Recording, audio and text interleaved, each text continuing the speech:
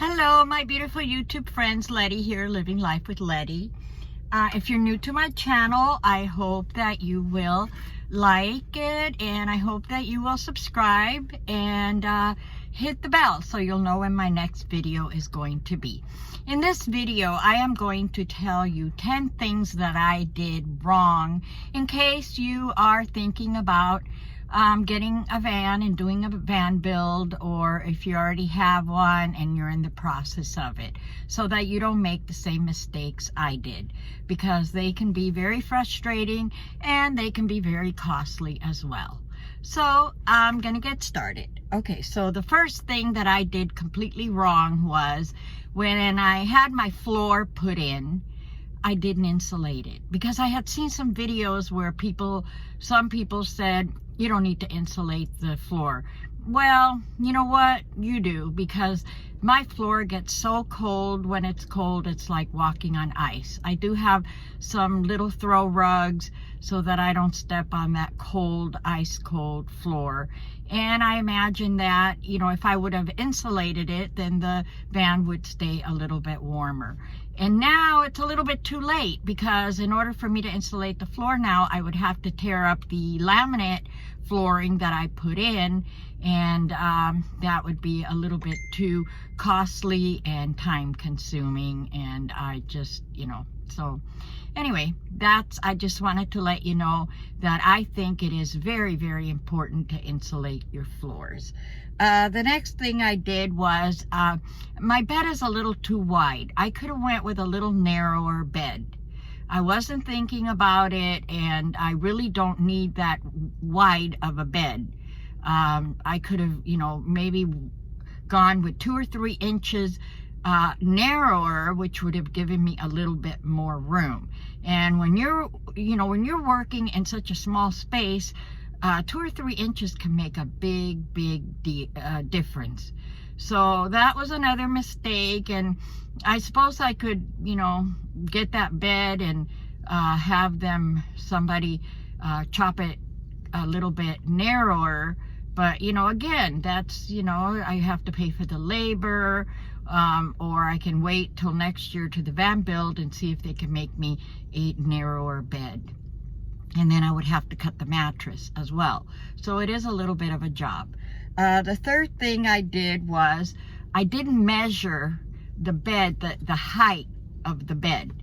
And I should have gotten the bins first, measured them, and then had the bed made so the bins can fit underneath the bed. And I didn't do that.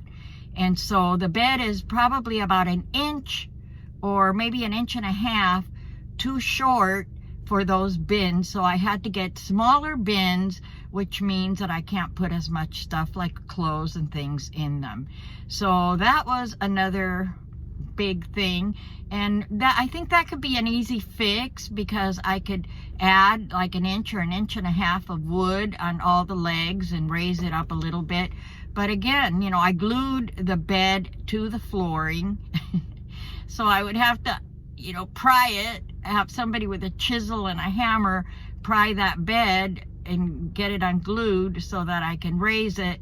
So again, that, you know, that's I would have to pay for somebody to do that, because I can't do it myself, or wait till next year. The fourth thing is I bought a lot of stuff that I didn't need, and then I ended up I bought these bowls that flatten, and they're great because they come a set of 3 different sizes, and they flatten really good. But because of my hands, I wasn't able to open them. I tried and tried. My hands just don't have the pressure, and so I ended up, you know, giving them to somebody who didn't have any bowls when I was at the van build. The fifth thing I did was I bought a cheap cooler. I tried to insulate it myself, and it just didn't work. I thought that it was going to work, and it just didn't. The ice wouldn't even last maybe a day and a half at the most, and it was a mess. And then the insulation kept coming out of the holes that I made when I put in the insulation that comes in a can, and I ended up throwing it away because it got really nasty and it was a mess, and it was a waste of money and time. So don't do that because it doesn't work. And I did a video on it, but I thought it was really going to work. I really, really did. And then come to find out that cheap coolers, no matter what you do, they're not going to hold the ice. The sixth thing is I made Reflectix for my windows, and then I covered them with material on one side, the side that goes in, and then I painted them with spray paint, black spray paint on the outside. The spray paint kept chipping off.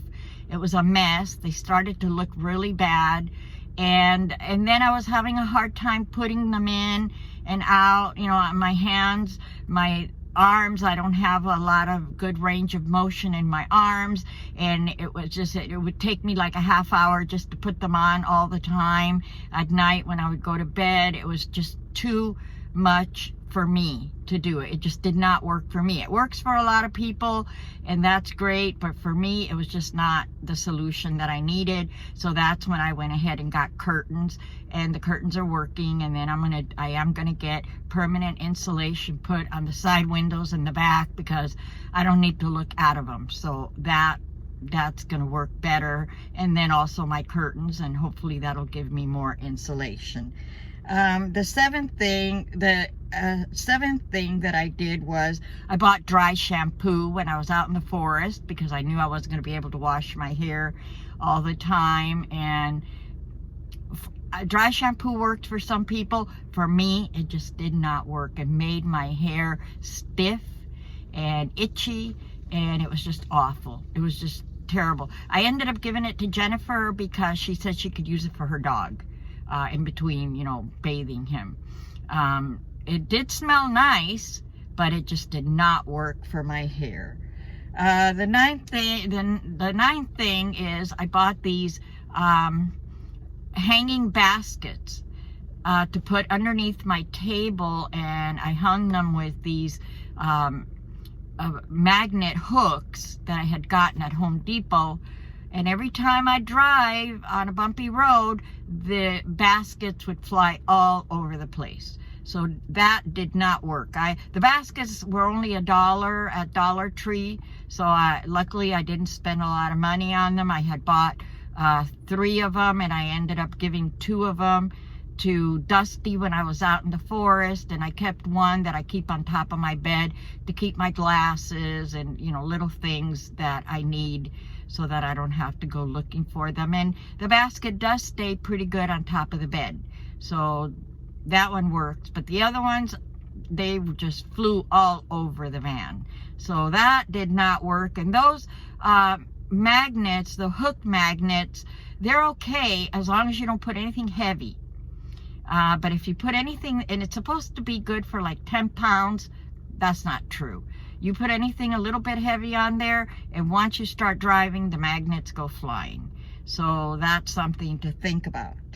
The next thing was I bought a chair, which I ended up having to give away as well, because the chair was by pressure, and I don't have the strength to open it or to close it, and it was just so hard for me that I just couldn't do it.